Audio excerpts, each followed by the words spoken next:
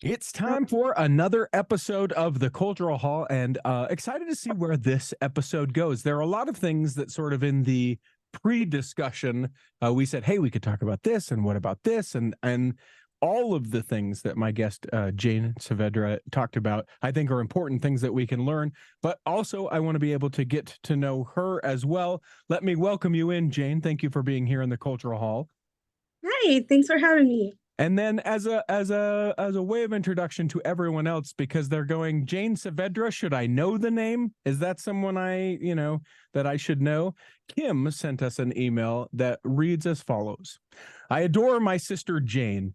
I have often said she is the most meek person on the planet. Her strength, resilience, and perseverance is extraordinary, given what life and mortality have played in her cards. Jane has grown up without a father, with our mother, and we can leave out some of the parenthetical statements there. Went to nursing school with mixed experiences, graduated with a degree in speech therapy while marrying a Peruvian man with different language and culture, having 3 babies where she nearly died all 3 times. We'll get into that. All births had special circumstances, her middle son Joel being born with a genetic condition that results in physical differences. All these stories are worth an interview. But the most inspiring is Jane's message about finding courage to be yourself, the need to recognize our part in accepting others who are different, helping our children do the same, and the silent struggles and costs of parenting a special needs child. She is my hero, Kim says about our guest, Jane Savedra. So no pressure, Jane. None, huh? Yeah. Yeah, she'll be getting a great worded email at some point today to say, come on, sis, what are we doing here? I believe it. In the few moments that we've had the opportunity to talk before we started recording, I can already tell that much, if not all, of what your sister said is true. Tell me a little bit about yourself. Where do you live? A lifelong member of the church? Some of just simple profile stuff. Okay, yeah. So I am Jane Savedra. I'm 36. I live in Elko, Nevada. I actually was born and raised here in Elko, moved away for college and then came back. My mom was a member of the church and I got baptized at age 9. And so I've been pretty much a member my whole life. Um, my my dad died at when I was 16 months old. He was killed in a propane explosion. Oh my And gosh. yeah, it was a really hard time. The whole community was really shook about that. Um, my mom never remarried, but at 9, I don't know why I kind of missed it, but I didn't get baptized at 8, but I got baptized at 9. I had to take the missionary discussions. I thought that was pretty cool. Yeah.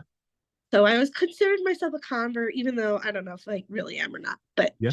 um, I graduated in '05, and then I moved to Utah. I went to LDS Business College, and then I went to BYU, and then I moved back to Elko, and I went to nursing school here in Elko for a little while, and I had a really terrible experience here. So then I moved back to Utah. I went to LDS Business College again, got married. I met somebody there at the school. Mm-hmm.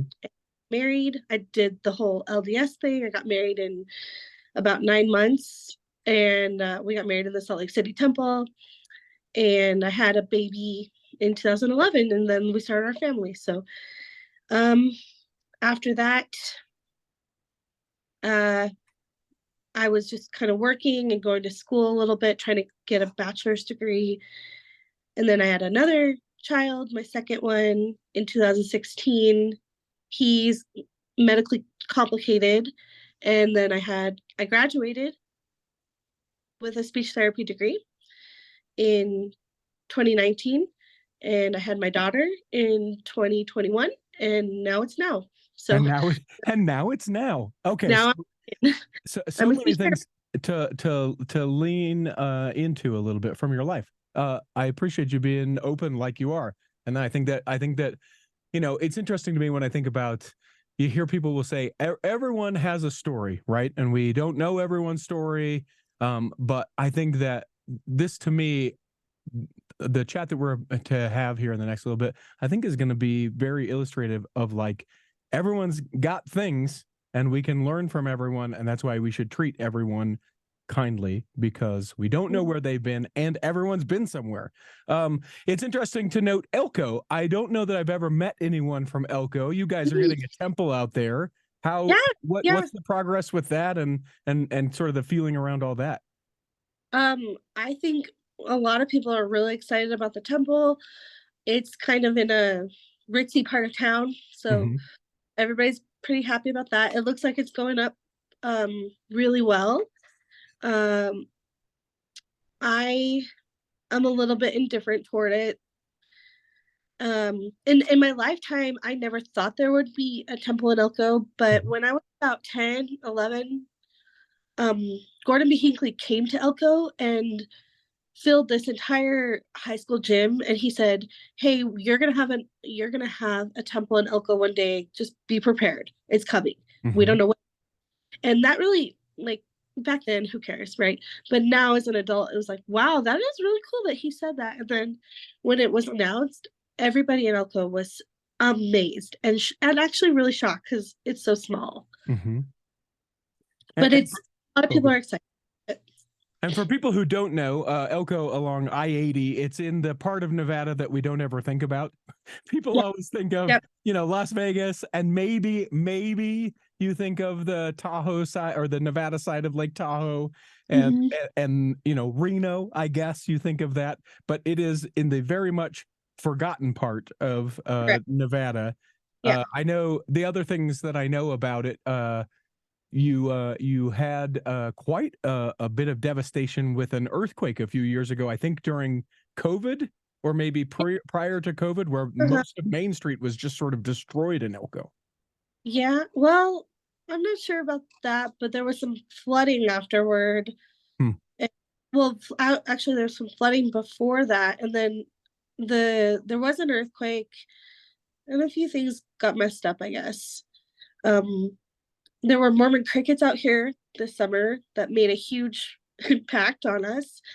They took over the whole town, and mostly the town is known for mining. So there's a lot of miners. In fact, my husband is a miner. He works in the mine, and that is kind of a company town. Hmm. Everybody mine.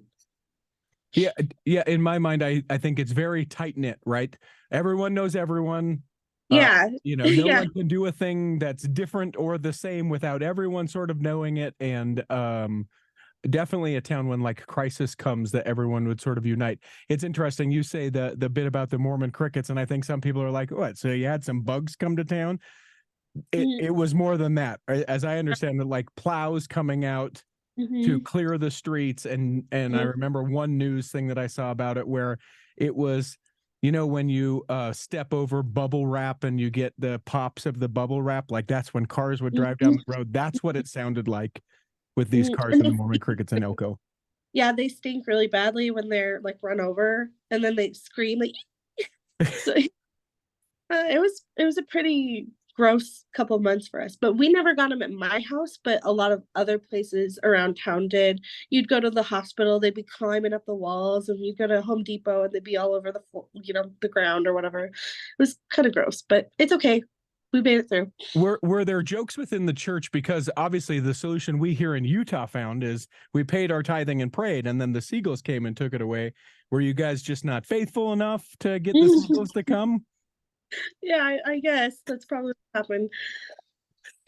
So I want to dive into some of the maybe more what do we say, complicated, difficult, vulnerable things as far as your life goes. Those things that we sort of queued up at the whole thing, and maybe we start with what I deem would maybe be a little bit easier, but I'll find out from you how that is. You met your husband, LDS Business College, now Ensign College. He Yeah, of a different culture. yeah. Tell me a little bit about what that experience is like. First of all, how you guys met and figured out, man, this is the jam and the person I want to spend the rest of my life with.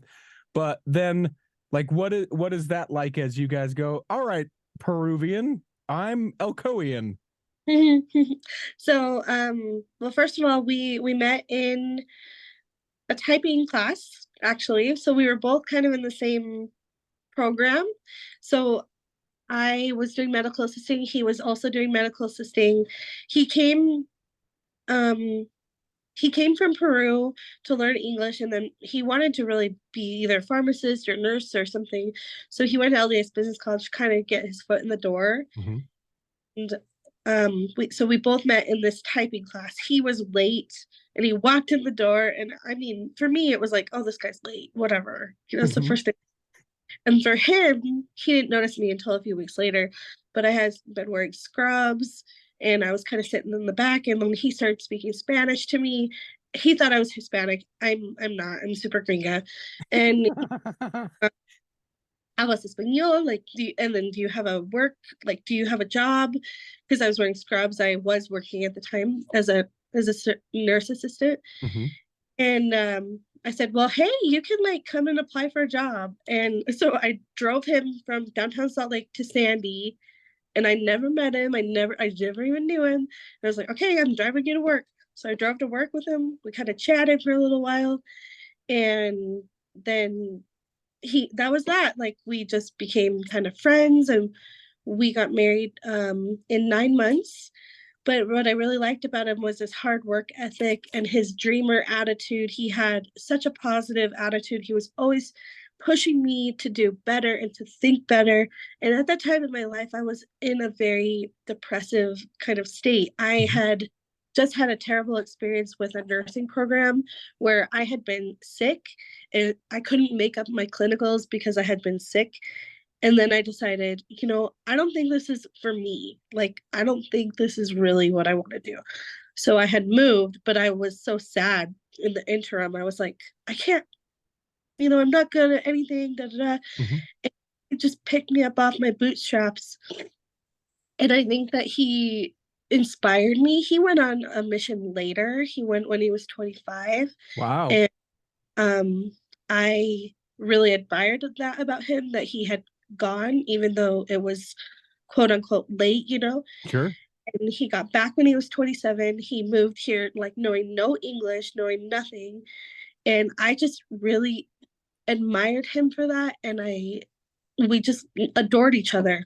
So when we got married, um, I don't really think it was, um, I think a lot of people around us could see the problems that might happen, Mm-hmm. but to us, there were blinders on and we couldn't see anything that would go wrong. Mm-hmm. And as an adult, like 12 years later, I'm like, oh, yeah, it does kind of, it's a lot harder than it sounds. We had to get him citizenship. We had to, um, I never thought about, oh, what if he would have left me? Or, oh, like, what if he's just marrying me for paperwork? But I think a lot of people around me did. Mm-hmm. And, yeah, that was Yeah, so a, let me ask you this about that. I mean, we live in a day and an age where the idea of like interracial or intercultural marriage is it's every day. Everybody does it. There's not even a thought, right? But right. you dial it back 50 years ago and people are like, even religiously, some people were like, that is not what God wanted people to do and all that. Mhm. Are there what sort of lessons have you guys learned? Because whether it's the greatest relationship in the world or the worst relationship in the world, the mixing of two cultures where, the idea of family in one culture may be different than the idea of family, or like how you care for family. Like, what are some of the differences and what are some of the things that you've learned that if you were to talk to your 12 years ago self, be like, hey, just so you know, have conversations around this, that, and the other. Yeah. Um, well, it's a lot different, than I had ever expected. So, the language barrier is still an issue because I can't understand when he goes to somebody like his brother, his sister, and is on the phone or in person and says, hey, da da da da in Spanish. I only pick up bits and pieces. Mm-hmm. So I think that it's really important to have communication and be like, hey, you need to be cognizant of the fact that I don't understand and you can't just carry on without me. Like, you need to include me. So Mm. that's something. His culture is super lovey-dovey, super like Like you touchy, you mean? yeah, touchy. Okay. You morning, you hug and you kiss everybody in the whole family. And I was not raised like that at all. You're like, In what? fact, What is happening right now? We do I, this once a year on Christmas. That's I how this goes. Yeah. and you don't say like when I was raised, like you don't say I love you. You don't say, I think actions kind of speak louder than words, maybe where I was coming from. And he was like, I need to hear you say I love you. I need to know your love language, like that, because that's his love language, is telling you. And um food and everything. Also, sometimes with him and his culture, he will like hold on to his possessions a little bit more than I Mm. feel is appropriate. And I wouldn't go so far as to say hoarding, but I would a little bit like on the border of hoarding. Sure. Because he just keeps everything. And I say, hey, we don't need this anymore. And he'll say, well, what if we do need it? Mm. Because he was raised in poverty, and sadly poverty is a hard mindset to come out of. But also we've really grown up together. Like when we got married, we didn't have anything, and now we have a home and we have 3 children. And yeah, so it's a lot better than probably we could have imagined too, because it was scary at times. Sure. I think anyone who is in a relationship listening to this are like, yeah, that's just marriage. Do you think that there are things, because like my wife's love language is different than mine, Sure. and the way that she communicates is different than I, and everyone's like, amen, sister, but that's not Peruvian. That Yeah. is marriage in itself. Do you think that there are things that people can go into maybe a little bit more wide-eyed and be like, just have conversations around these particular things, or do you think that's just relationships in general? Well, absolutely. Like well, here's just an example. His culture, his background, they celebrate Christmas at midnight on Christmas Eve, and you stay up all night and you party, right? So that was like a huge eye opener for me. Like, what are you guys doing? Go to sleep and Santa's gonna come tomorrow. No, it's like you party all night, and Papa Noel comes that night and maybe brings one present or two, and this is his family. And then, and I think really I haven't respected him enough for that because I've been tired, like I just and I haven't really, yeah, I could do better about that. But so there's that. And his culture or his family, they make huge deals out of birthdays. And we were just like, okay, it's your birthday. Like, have a party, move on. Yeah, what, you No, want a cake? You want a cake? Is that what you want? Fine, we'll get you a cake. yeah, it's a huge deal for him, for his family. Um, Other things too, like um, going to school is super important. And here, there's a lot of people who just are like, hey, you don't have to go to school, just get a trade job or whatever. Mhm. His background, he just wants to make his parents so proud. Mm. So going to school was always a priority for him, which I really loved. But a lot of people around us were like, hey, just do whatever, buy time. But um also, I don't think they really care so much about money. Mm. Uh, at least in his family, they always say money comes and goes, so it's okay to spend. And I was more of a saver, and um, I think because of his culture, was like, okay, I got money to spend. Let's spend it on what we need now. You Mhm. know. Um, Also, like he literally did come from poverty. His floors were dirt and cement. Um, but he also works really hard. So, you know, there's a lot. Yeah, Um, yeah. and It's but culture is so beautiful, and I want to pass that on to our kids to let them know, like, your native Peruvian culture is so beautiful. It's so gorgeous. Well, and I think of just some of the very like tangible things. Peruvian food, man, you are blessed if you have someone in your life that can cook Peruvian food, even if Yeah. they don't do it really well, even if they do it like moderately well, a Peruvian meal is like heaven. And I think of the colors of like traditional clothing and some of those things within Peruvian culture that I'm just like, man, we're boring in some of these respects in comparison. Yeah, right. Yeah. And the oranges and the pinks and the greens are so beautiful. And like you said, the food, we have really been blessed by that. And I wasn't really expecting that either. He's always wanting a certain way to eat the food. Like you always have a potato and always rice. Mm-hmm. Wasn't really raised on rice. You always have soup. You always have more and more and more, a lot of meat. And yeah, those are some cultural differences that I wasn't quite prepared for too. Yeah. And then you navigate this thing called life, and I want to lean into this, and this is probably where we'll spend the majority of the time as we visit for the rest of this. You guys have 3 kids.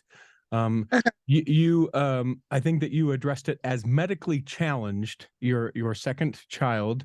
Am I saying that respectfully in the way that you would call it, medically challenged? Well, he's definitely medically challenged, medically complicated. Oh, that's what you said. Medically complicated was the term that you used. It's a disability. He has a disability. Yeah. Is medically complicated what we're leaning towards instead of a disability? Is that just a shift in the vernacular? Do you know? Well, for me it is, because sometimes people have bad connotations with disability. Not that it's a bad thing, it's definitely not, but sometimes that word kind of icks people. It gives them the ick, like disability. Especially with him, like, what's his disability? And it's like, well, it is a disability, but you have to know what it is. So he was born, he has a syndrome, it's called Crouzon Syndrome. And I have no idea what that is. So you're going to have to educate me and everyone else alongside me to go, what in the world is that? Yeah, so it's a very rare genetic disorder. It was somehow a fluke in the genes, and it flip-flopped something here or there. So I can't really explain it super well, but his bones in his head fused prematurely. And so that he's had to have several surgeries to open up his head so his brain would have room to grow.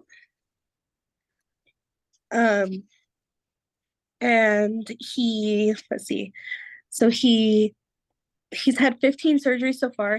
He's 7. Wow. And his face area grows like about the third of the rate of a normal child. So his eyes are very proptotic, his nose is narrow, his airway passage is kind of narrow, his ears are kind of smaller. So he looks different. He has a physical difference that he looks different also. But it impacted his ears, his hearing, his eyes, and his swallowing. And he has an underbite, so it impacts his speech intelligibility as well. And you shared a picture with me that we'll share with people that want to see what your son looks like, so that they can. I mean, pictures are 1,000 words, and that gives you the opportunity to see exactly what we're talking about. The thing that that I would be curious about, that does it impact him cognitively as well? Are there's no cognitive or mental complications? It is strictly a physical medical complication. Yep. So then in a way that makes things more complicated, because aware that he looks different, and not, as you indicate, not bad, but different, just like any one of us that look different. And I'm sure that there have been people that have been in his life that have been very loving, very kind, very accepting, very open. And I'm sure also that there have been people that have been absolutely terrible, because why is that kid different than the rest of us? We as adults do this as well. Kids are far worse, because I don't think they're aware, and they're just plain out mean. What does that look like? And maybe in particular in a church setting? Well, so in general, he has been we've been going through it, since pretty much day one. A lot of little kids, it's usually about 5 and under, say, oh my gosh, why does he look creepy? Why does he look scary? Why does he look the way he looks? And usually, if you can just kind of say to them, he was born that way, he's had several surgeries, then the kids kind of accept it and move on. Mm-hmm. There are certain circumstances where the kids are, maybe they're autistic or they have certain other medical complications where their cognition is lower, and they'll say things that are so hurtful and inappropriate. And at times, it used to really hurt me a lot more, Mm-hmm. but as he's grown up and as he's able to navigate everything and he's well aware of what he looks like and how he looks different, um, it hasn't bothered me as much. There have been a couple of instances at church that have really rocked my world, not in a good way, Yeah. um, where the parents, obviously, you can't control what your child says. So there's been times where we've um, gone to church and kids have pointed or looked at him and been scared or cried or ran away or went and talked to their parents about him.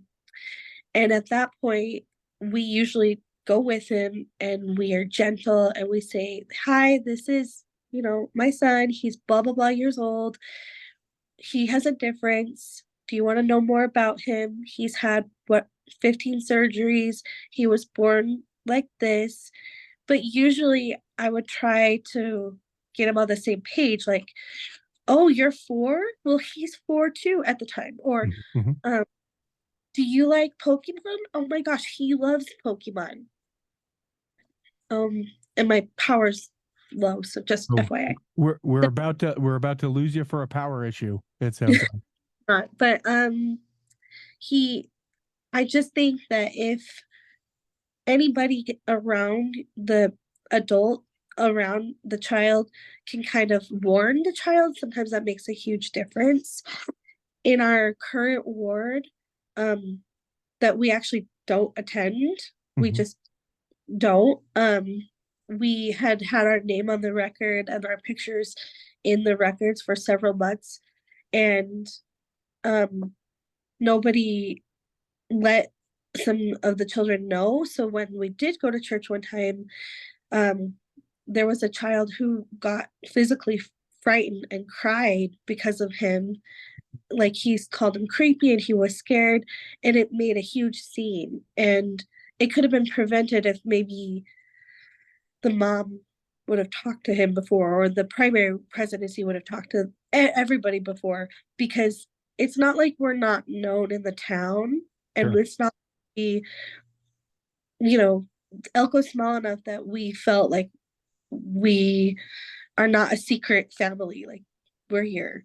Mm-hmm. So I just I think that if you're around a child that may have an issue, then the adult needs to step in, especially if it's your child, and be proactive, because kids, parents like me, we deal with this all the time. We can deal with it, but it gets exhausting. Sure. And so instead of saying, like, "Hey, don't point, don't look at them," just come up to us, ask us how he is, what's going on. And more than likely, I mean, parents love to talk about their kids. So we're not going to shy away from telling you what's medically wrong with our child. Mm-hmm. We're going to be really honest about it. So I would appreciate, like, if somebody came to talk to me about it instead of have their child point and cry, you Yeah. know? Uh, So as I put myself in a situation of something like that, I hope that I am someone who would engage with you, but I also think about how, like, sometimes I just trip up and say things, and I would be so afraid that I'd come up and be like, "Jane, what's wrong with your son?" And that's not how I feel, you know what I'm saying? But I don't want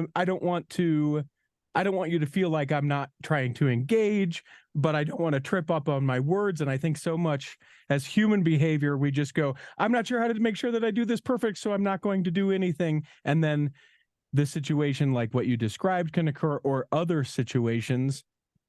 How would you best advise those that would engage? They want to engage, they're not really sure how to have yeah, that conversation. What's the tactful way, or does it not matter if people are making great effort, you can tell? I I think you can usually tell where people's hearts are, Hmm. and there's never been a time where um I haven't physically like messed up on my words, and Hmm. I'd rather somebody come up and ask, but not, not what's wrong with him, be like, oh, what's going on, or um but I think the fear of saying something wrong can hold us back, and I don't think that we should look at that. And I think that parents who do have medically complicated children are super forgiving. We understand that it might not come out right.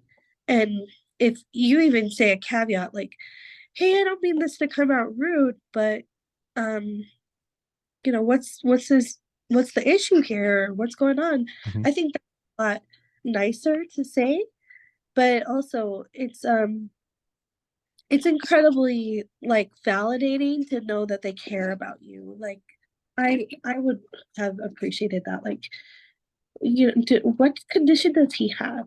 Or you can even say, "Hey, sorry to be nosy, but that always works for me Right, because I'm right. nosy a little bit." Well, you live in a small town in Nevada. Let me ask Mhm. you this around that. Do you find that some of your best relationships and connections are people who have both embraced you and your family just as you are, and you don't like it's that any of those things on their side and on your side exist, but that's not what the relationship is. It's something far more connecting. Yeah, absolutely. Yes. Yeah. Yeah. And I would for sure rather be a friend than a project, and nobody wants to be a project. So if you know that you're being persuaded or trying to get to go somewhere or some for an alternative motive, we can tell. Anybody can tell. Sure. So you just that's how it goes. So I appreciate my friendships that care about us no matter our circumstances, and that we can build upon. And once you get to know my son, like if you spend 5 minutes with him, you'll know, oh, he's just like a normal kid, and you get over it really Mhm. quick. Mhm. A really sort of probing and personal question. You mentioned that a ward that you should go to but don't. Is it because of some of the complications that maybe more stressful situations around your family, or is it something else entirely? Um, yeah, that's part of it. Yeah, we just stopped going in the pandemic, and we were in the Spanish branch, and then without our consent, like they put us in a English ward, Hmm. and I didn't want that. Nobody asked me, and they just did it, and I was like, okay, what's going on? Um, and then what happened in the ward happened, and I just haven't gone. There's a lot of politics and things that I'm not comfortable with in the church. Hmm. I say I'm a Mormon. I will always say that probably, Hmm. but I'm not active because of the some policies in the church. Hmm. And I don't know, like, I don't know how to navigate that either. I'm trying to navigate that too. It's Yeah. hard. Yeah. I mean, every one of us, some of us do it from within the walls. Some say, hey, you know what? I might be back, but I'm gonna walk over here for a little bit and see what this is like. And we're able to do that. I respect the heck out of that. You would even be willing to share that. Yeah, Um, I always say I'm on a sabbatical. yeah. I'm doing a study abroad for a bit. Yep. Um, I do think it is an interesting thing and worth kind of having a conversation when we talk about whether it's the primary leadership or leadership of a ward. If someone is listening to this and they're a bishop or primary president or something like that, are there a couple of things that you're like, listen, this would be really helpful for people in this situation. This is how I would love it if a family like ours moves into your ward or is in the ward and maybe not active, or however, the leadership would engage with you. Here are a couple of things that, take note, do it this way.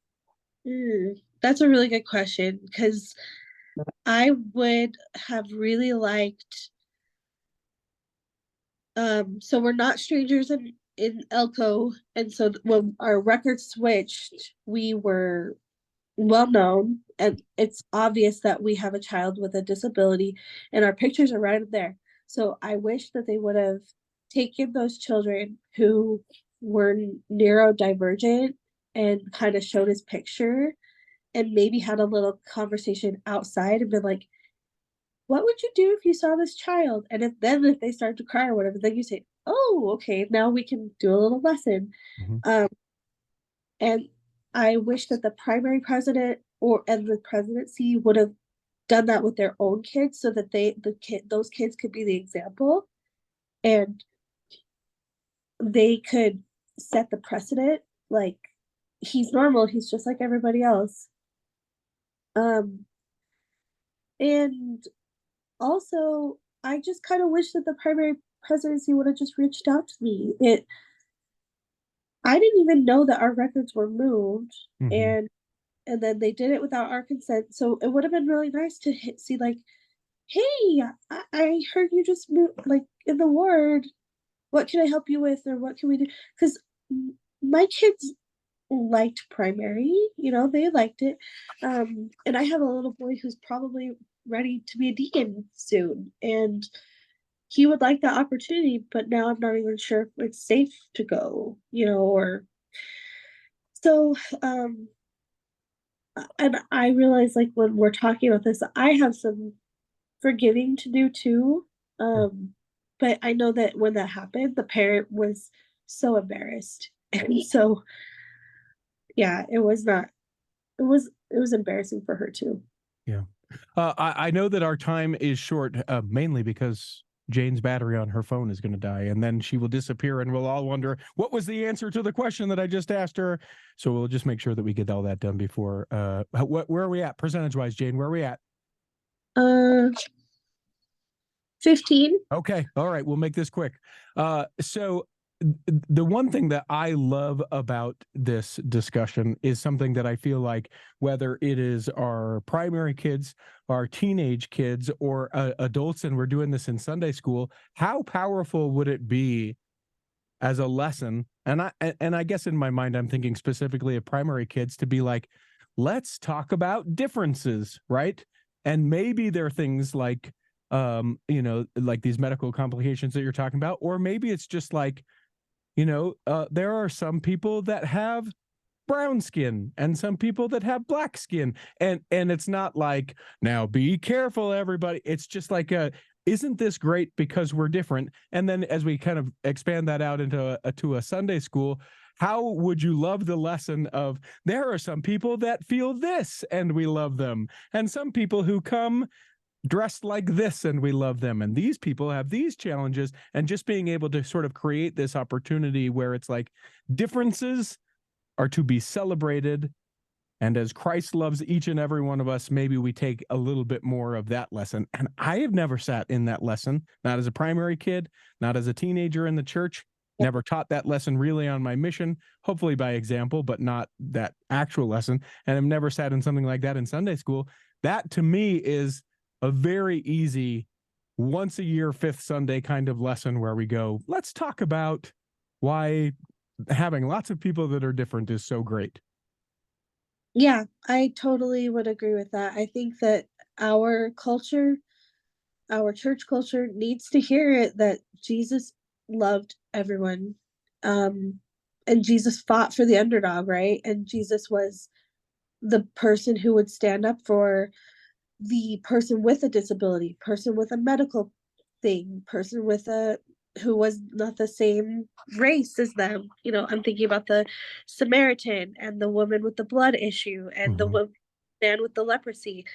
Jesus was the person who really stood up and defended all these people, and it it would make a whole world of difference. I think it's not just that Jesus was kind, but he was kind to a person who with a difference. Mhm. He was loving to the people that other people hated.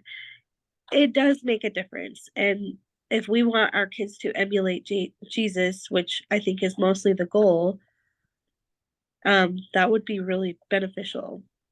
And what I think too, it's significant to note that your ask, you're not saying, "Hey, ward members, clear this medical complication for my kid," Right. or change the world and all this. Like, you're just like, hey, ask me about it. Have a conversation with me about it.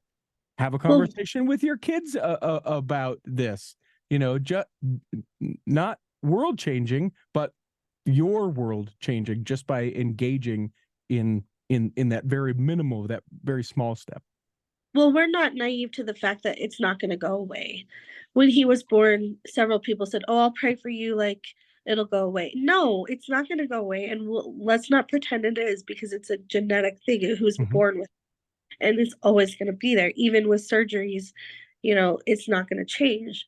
It might change a little bit the way he looks, but he's still gonna be how he looks, just maybe a different part of his eyes or flesh or more proper, I suppose. Mm-hmm.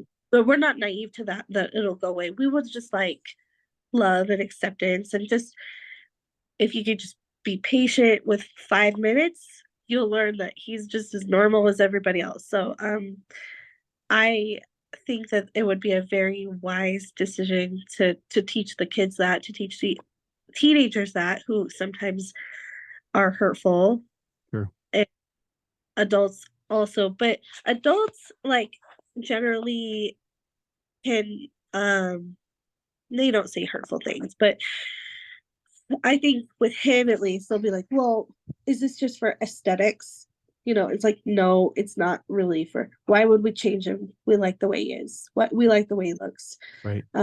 We just want him to be his eyes to be more protected so they're not sticking out as much so that he doesn't get hurt. We want him to be able to breathe better. We want him to be able to swallow better and not have um choking issues and speech issues. So it's not just for aesthetics. So the fact that some adults say that, so I think that would be nice too to say it in an adult lesson. Like we just accept them for who they are Mm-hmm. and don't try to pray it away. Don't try to make it difference. Don't try to make it different than it is. Just accept it and love the way it is. Yeah. Tremendously impactful. My heart feels heavy for you and then subsequently anyone else who has had these experiences where they don't feel like they have the closeness or the love or the support. I know that as I think back on my life, there are definitely opportunities, even in current ward where I could be more loving. I'm not, pointing and saying, or crying, but I'm definitely not saying, hey, tell me a little bit about whatever the thing is, a blessing in some way that this is a very obvious thing to be able to engage. How many things do each of us have that on the outside, and I'm going to use this term, we look normal, but on the inside have these things that are hard for us, that are struggles where we feel different, and to be able to be loved and cared for, around all these things. I really think that you spoke well to it. That to me is the point, and how often do we just miss the point, unfortunately? A lot of times we just miss the point, and sadly, we're human. Everybody's human, and everybody makes mistakes, especially about that kind of stuff. But sometimes I feel like people, um, like with that, it's words kind of do hurt. Yeah. Well, and also, and I know we're going to run out of battery. You're going to click off here in a second. We make Yeah, mistakes, but looking for. the idea that we make mistakes, but then can't course correct and be like, you know what? When you moved in the ward, Jane, I made a mistake by not coming over and talking to you. But you know what? I'm sorry that I made that mistake, and now I want to come over and talk to you. And I think you'd appreciate the heck out of that more than, I didn't talk and Yeah. I'm doubling down on not engaging you. We have 3 questions we ask everyone who steps into the culture hall. One, I already know that you likely don't have a calling. That's the first question, presuming that you don't go to church. That is a sort of an assumption. Hopefully that's safe. Second, though, if you could create a calling, one that exists or make one up, what would you pick? Um, gosh, that's really good question. I would just probably be the primary pianist. That's probably what I would do. Yeah, It's, that's awesome. And very it's coveted position within the church for sure. yeah, That's the one we get the most. The last question may be difficult. We ask you to interpret it however you may, but the question remains, what is your favorite part of your faith? Gosh, that's a really good one. My favorite part of my faith, goodness. Well, it's evolved. Um, and I'm very grateful for, I guess I'm grateful for my hope and my faith in the afterlife and being with family, whatever that looks like. That is a big blessing, and it's a big um just a really good thing to hope for, because without that, I'm not sure that the gospel would mean as much. I love Jesus. He's my homeboy. Mm-hmm. Love Heavenly Father. I love Heavenly Mother. I wish people would love Heavenly Mother more than we give her credit for. But I am truly grateful for the the example that Jesus has given us to be kind and loving, and that we can be with our families in the afterlife. Yeah. Well said. Beautifully said. Phone's going to die, so we'll let you go. Jane, Oh, thank you. I hope that this episode has nourished and strengthened your body, that if you're not healthy enough to listen this week, that you'll be healthy enough to listen next week, and that when the time comes, you will be able to travel home in safety. In the meantime, we'll be saving a seat for you on the back row of the Cultural Hall.